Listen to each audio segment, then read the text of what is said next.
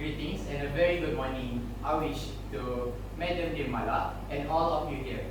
So for today, we are going to present our talk for TSLB1114. I am Dr. Aiman, the lecturer from Faculty of Environmental Studies, University of London.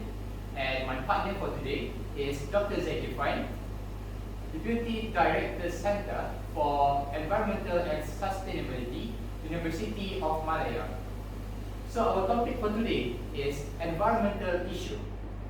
Environmental issue, it may look like a hard topic to digest, but don't worry, that is why we are here, to enlighten you guys more about the environmental issue. There will be plenty of time for questions at the end of our talk, so we would appreciate it if you could leave some question for us if you have. So let's get started. So, introduction. Malaysia is home of a vast area of biological diversity. The environment is the surrounding of an organism. The environment in which an organism lives is made up of various components like air, water, and land. These components are found in fixed proportion to create a harmonious balance in the environment in which the organism lives. Many vulnerable and endangered species rely on nature preserve for a healthy and protected habitat, which helps to increase their number. Aside from animal protection, preserve only plenty of additional advantages. They help to promote biodiversity. Biodiversity is not only good for the life of animals and plants, but it also has a lot of benefit for humankind. It provides various human needs, such as food, energy, development of medicine, and also supports the human economy. A good environment has a significant impact on human health and the continuation of life on the planet. Malaysia is a developing country, and this has led to many reasons that are causing environmental issues. Each day, many species are being threatened by extinction because of various environmental issues.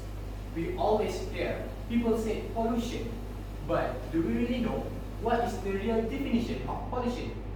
Pollution means any kind of undesirable and unwanted change in the proportion of these components. The environmental problem that is worsening each day needs to be addressed, so its harmful effects on humans as well as the planet can be discarded. In this talk, we will be discussing the causes of environmental issue in Malaysia, which are economic advancement, industrial revolution, rising use of energy, and organic pollutant. So, without wasting any more time, let us go to the first cause, which is economic advancement. Please, Dr. Zaid. Okay, thank you, Dr. Aiman, for the brief introduction on what are we going to talk about today. Now, I'll continue with the first cause, which is economic advancement. Okay, you can next slide. Before we start, let's watch a short video that will briefly tell us about what is economic growth. Okay.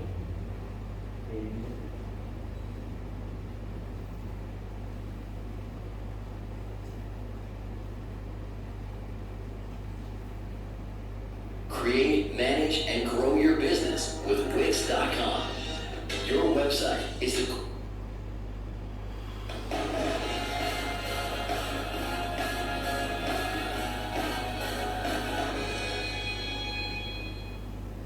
growth is everywhere. A tree grows from a seed to a plant. And the economy grows too. But how do we measure economic growth? The value of all the products manufactured and sold in a country over the course of 1 year, along with everything that people do and get paid for, all that amounts to the gross domestic product.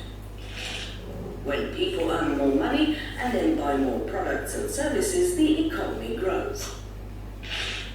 Politicians also want to see the economy grow. That's why they work toward achieving greater employment, stable prices, and a balance between imported and exported goods. More growth means more money. But for whom? The common belief that greater wealth means greater prosperity for all doesn't reflect reality. It all depends on how the money is distributed. Often when an economy grows very quickly, that distribution is very unequal. But is there a point when an economy has finally matured? The resources that industry requires to grow are limited, and the need for raw materials often does not take nature into account. Since the 1970s, some economists have been warning about the limits of growth. They suggest that quality of life should also factor into the equation, along with material growth. In Bhutan, a country in the Himalayas, that's already the case. Their gross national happiness is measured. In addition to income, it is made up of how healthy people and nature are, as well as the opportunities people have in life and how at ease they feel in society. Economic growth and contentment have the same value. Germany is also discussing a new measure of prosperity, with some politicians calling for the inclusion of social and ecological aspects. Even if we're still searching for a solution, more and more people are starting to understand that the economy can only grow over the long term if it also respects a person's basic means of existence.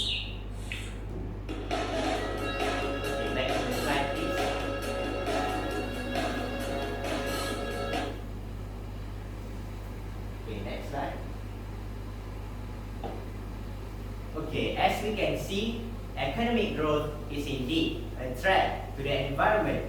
Over the years, Malaysia's economy has continued to grow. Based on the World Bank 2015, Malaysia's economy has been on an upward trajectory since the Asian financial crisis of 1997 to 1998, averaging 5.4% growth since 2010. The economy is a very important thing for a country's growth and development, as the stability of a country's financial state plays a big role in it. It also provides people with work opportunities that become one of the reasons why Malaysia's GDP per capita is quite high among the countries in Southeast Asia. Though the advancement of the economy in Malaysia is very important, we cannot overlook its negative impact on our environment. The environmental impact of economic growth includes the increased consumption of non-renewable resources, higher levels of pollution, global warming, and potential loss of environmental habitats. Okay?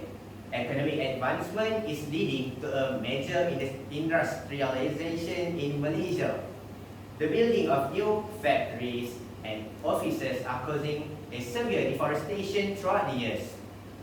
Nasir et al. 1998 found that industries in Malaysia was estimated that the industrial solid waste generation has increased from 7,721.58 tons a day in 1994 to 11,519.24 tons a day in 2005.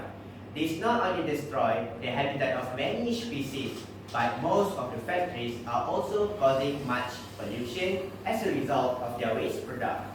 These factories are causing pollution by disposing hazardous waste in the water and emitting dangerous gas into the open air. Water pollution is one of the most harmful consequences of industrial waste. Water, which comes into contact with dangerous substances, is used in many industrial operations. Organic substances, metals, nutrients, and radioactive material are examples of these chemicals. all of the industries in Malaysia must properly manage their waste product. For example, the smoke and liquid waste products from factories should be filtered before disposing them. Despite the importance of the economy to the country, we cannot disregard its impact on the environment. Okay? So Dr. Aiman, can you tell us about the next issue, which is the Industrial Revolution? Sure, Dr. Zaid. So, let us proceed. Industrial Revolution. Since the beginning of the Industrial Revolution, industries have been polluting our environment. Do you believe or not? Malaysia's different form of the Industrial Revolution have led to a lot of environmental and ecosystem problems such as deforestation, soil erosion, species extinction, and a whole host of other problems. The first thing that makes the air dirty is factories. Factories pollute the air by blowing chemical vapors and smoke out of vents and smokestacks, and by burning waste in open dumps or incinerators. Most factors make a lot of pollution because of the waste they make. Haze is the worst thing that could happen. Haze is a type of particle pollution, which is a type of air pollution. Haze is made up of enough smoke, dust, moisture, and vapor in the air to make it hard to see. Haze comes from weather and forest fires, and pollution comes from factories. In 1999 and 1994, when it didn't rain much, small amounts of haze happened. But in the summer of 1997, huge forest fires in Indonesia, Sumatra, and Kalimantan caused a haze that had never happened. Next, we go to the water pollution. Water pollution is also caused by the Industrial Revolution. Mining waste water and sludge pollute the water. This started to happen when tin mining, a traditional industry that started around the year, grew quickly. This problem can be solved if the government fully protects forests and peatlands by enforcing the law, also adopting the new technology, training employees well and how to use it safely, developing better ways to get rid of waste, and being more careful about how raw materials are used can help control industrial pollution at its source. Even though the industries are important to our country, we cannot ignore the damage they do to the environment. So I would like to invite Dr. Zaid to continue with the presentation. Okay, thank you, Dr. Aiman. Okay, now I will continue with the cause, which is the rising use of energy. The rising use of energy has its impact too on the environment. With the economic growth and increasing population, the usage of energy has also increased. Among the sectors, the bulk of energy consumption is from the industry and transport sectors, constituting almost 2/3 of the total energy consumption in 2019, which is said by the Energy Commission Chief Executive Official Abdul Razif Daud. Energy is one of the pillars of economic growth and also the lives of modern society. This is the typical trend for a developing country like Malaysia, whereby energy supply and energy demand are still very much coupled with economic growth. The mass number of new factories that have been built has increased the energy consumption in the country massively compared to years before industrialization took place. The growing population of Malaysians causes higher demand for energy to be used on a daily basis. In the current modern era, most household appliances and electronic gadgets used, such as smartphones and computers, use electricity. A statistic made by the US Energy Information Administration had shown that petroleum and other liquids and natural gas are the primary energy sources consumed in Malaysia, with estimated share of 37% and 36% respectively in 2019. This fossil fuel-based power generation causes negative environmental consequences and depletion of fuel reserves. When fossil fuels are burned, they release large amount of carbon dioxide, which is a greenhouse gas, into the open air. Greenhouse gases released by these power plants trap heat in our atmosphere, contributing to the global warming.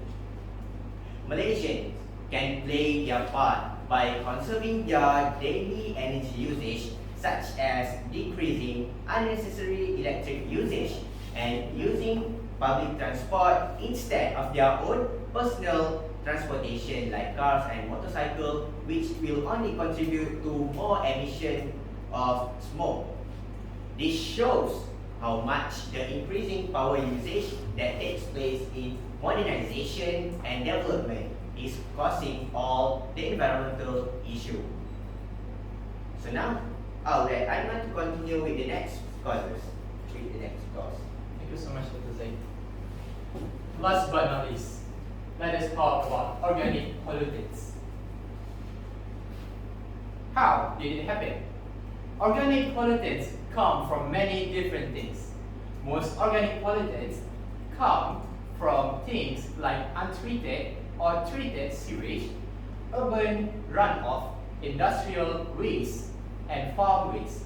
Sewage is a type of wastewater that is made by a group of people when they bath, wash, or clean.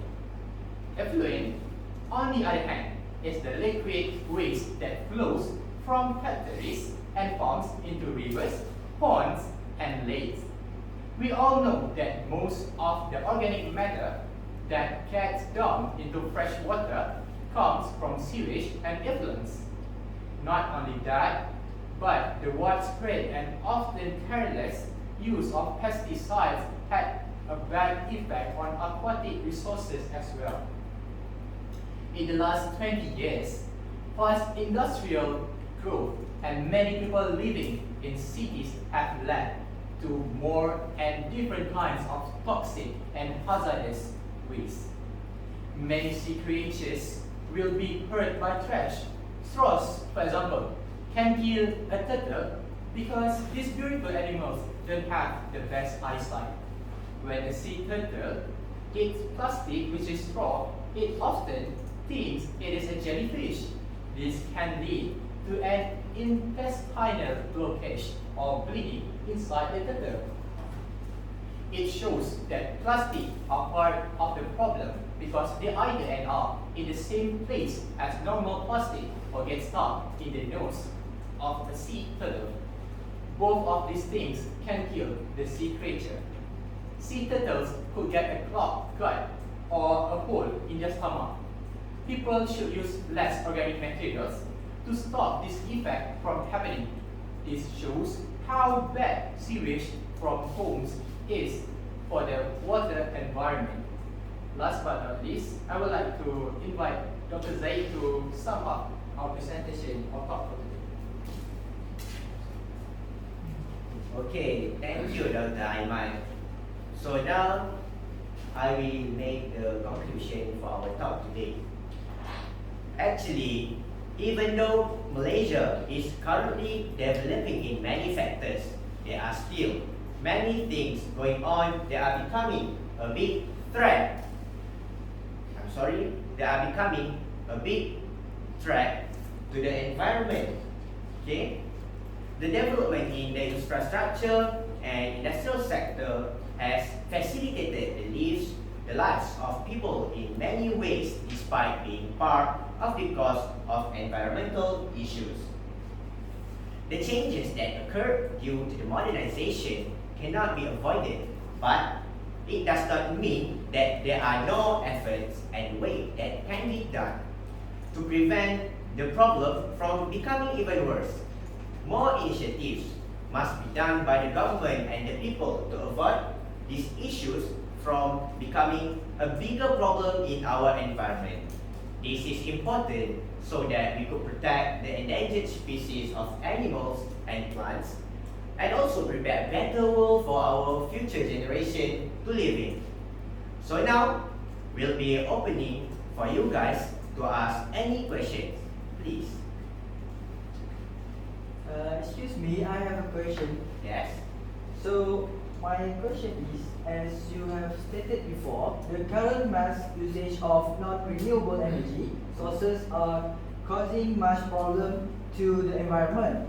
So, my question is, what is the main problem with renewable energy sources? Okay, thank you, Azim. That is actually a good question. Renewable energy sources produce the majority of their energy during specific hours of the day. Its power generation does not correspond to the peak demand hours. The intermittent nature of sunlight and wind makes it impossible to provide an on-demand power source 24 hours a day and 7 days per week. So, if we use the renewable energy sources, we can't have the power on time every time in the week. Okay? Solar and wind energy are unpredictable. Simply put, with current technology, renewable energy still can't meet with the high energy demand to supply it consistently. I hope that answered your question. Yes, thank you, Doctor. Okay. Do you have any other question? Yes, Doctor, I have a question for Dr. Aiman. Okay. As you mentioned in your speech, haze is the worst thing that could happen due to the industrial revolution. May I ask, are there any efficient ways we can do to avoid the risk of getting diseases because of haze? A very good question. I like that question so much. Yes, there are some efficient ways to avoid the risk of getting disease because of haze. Stay indoor. It is the best way to do during the haze attack because of the high concentration of pollutants in the air can be dangerously affect your health. This is especially true for young children, elderly, as well as those who are already suffering from respiratory ailments. When staying indoors, avoid opening the windows and doors wide open and turn on your air conditioner or air purifier instead. An effective air conditioner or air purifier can help to remove solid particles from the air and keep your air clean. Next, avoid straining physical outdoor activities. Given the bad air quality when you are engaged in outdoor activities, it requires you to use more energy. There is no doubt that you will be inhaling more pollutants as you breathe. Therefore, best that you only exercise indoors and try not to go out as much. Last but not least, put a face mask. It is the easiest way to lower the risk of getting disease. Face masks act as the respiratory filters. It filters the small airborne particles and can reduce the exposure of the haze. I hope that answers your question. Thank you, Doctor. Right, no problem. Alright, that is the end of our talk today. Thank you, everyone.